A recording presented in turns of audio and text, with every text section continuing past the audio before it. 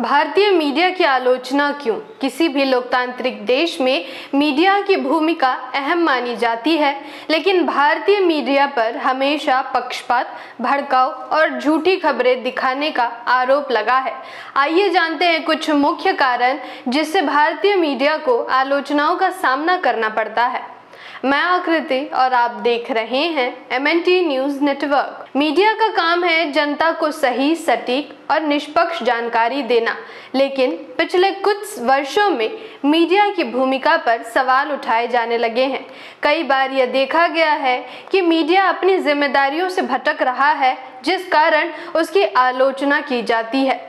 आइए जानते हैं कुछ मुख्य कारण जिनके कारण भारतीय मीडिया की आलोचना होती है।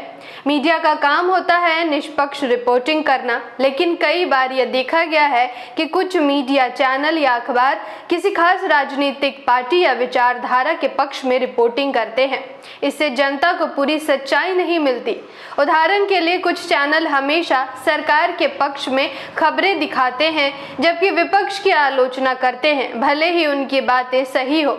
ऐसा कई बार देखा गया है कि मीडिया खुद सरकार के बचाव में कार्यक्रम चलाती है और सरकार पर उठे सवालों का मजाक बनाने का प्रयास करती है। उदाहरण के लिए भारत पाकिस्तान तनाव के बीच सीज फायर के फैसले पर सरकार की जमकर आलोचना हो रही है, लेकिन भारतीय मीडिया सरकार के बचाव में कई कार्यक्रम चलाती नजर आई। TRP यानी टेलीविजन रिपोर्टिंग पॉइंट मीडिया के लिए बहुत अहम है, क्योंकि इसी से उनकी कमाई होती है। इस कारण कई बार मीडिया सनसनीखेज खबरें दिखाती है जो लोगों का ध्यान खींचे, भले ही उनका कोई सामाजिक मूल्य ना हो। हमने अक्सर ये पाया है कि किसी फिल्मी सितारे की मौत को लेकर महीनों तक बेवजह बहस चलती है, जबकि जरूरी मुद्दों को नजरअंदाज किया जाता है। भारतीय मीडिया महत्वपूर्ण मुद्दों पर चर्चा नहीं करती है। मीडिया को किसानों की समस्या, बेरोजगारी, शिक्षा और स्वास्थ्य जैसे मुद्दों को प्रमुखता देनी चाहिए, लेकिन कई बार ये मुद्दे नजरअंदाज कर दिए जाते हैं और इनके स्थान पर गॉसिप, सेलिब्रिटी लाइफ या विवादित बयान ज्यादा दिखाए जाते हैं। आज भी भारत में युवा बेरोजगारी एक प्रमुख समस्या है। देश में शिक्षा की स्थिति बेहद दयनीय है। हर साल हजारों किसान आत्महत्या कर रहे हैं। देश में लगातार आपराधिक मामले बढ़ रहे हैं।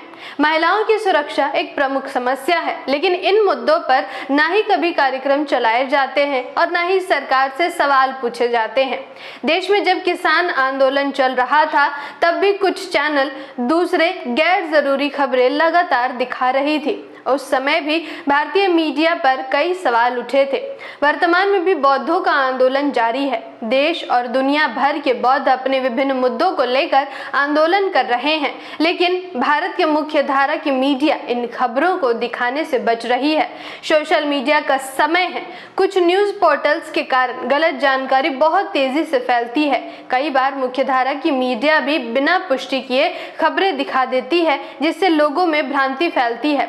भारत जैसे देश में किसी धर्म या समुदाय के खिलाफ झूठी खबर फैलाने से दंगे तक हो सकते हैं। हाल ही में हमने देखा कि कैसे पहलगाम हमले के बाद देश की मीडिया द्वारा चलाई गई सनसनीखेज खबरों के कारण हिंदू और मुस्लिम के बीच नफरत फैली। भारत पाकिस्तान तनाव के बीच भी भारतीय मीडिया द्वारा 8 और 9 मई की रात लगातार झूठी और भ्रामक खबरें चलाई गई, जिसके बाद भारतीय मीडिया जमकर ट्रोल हुई।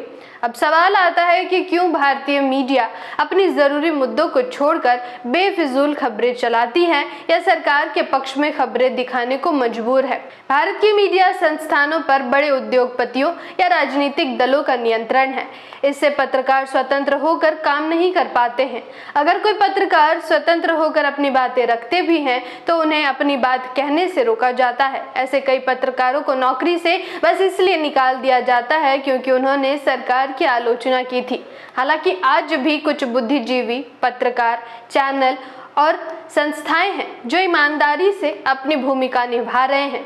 देश की जनता को वैसे लोगों, पत्रकारों, चैनलों और संस्थाओं को समर्थन देना चाहिए और मीडिया को जिम्मेदार बनाने के लिए सवाल पूछते रहना चाहिए। जागृति के इस मुहिम में आप हमारा साथ और सहयोग दें। जानकारी महत्वपूर्ण लगी हो तो वीडियो को लाइक और शेयर करें। साथ ही हमारी अगली वीडियो सबसे पहले देखने के लिए चैनल को सब्सक्राइब करके बेल आइकन को प्रेस जरूर करें। धन्यवाद। जय भीम, जय मूल निवासी, जय संविधान, जय भारत। MNT न्यूज़ नेटवर्क को सब्सक्राइब करें, लाइक और फॉलो करना ना भूलें। साथ ही बेल आइकॉन दबाकर जन जागृति की मुहिम में जुड़े रहें।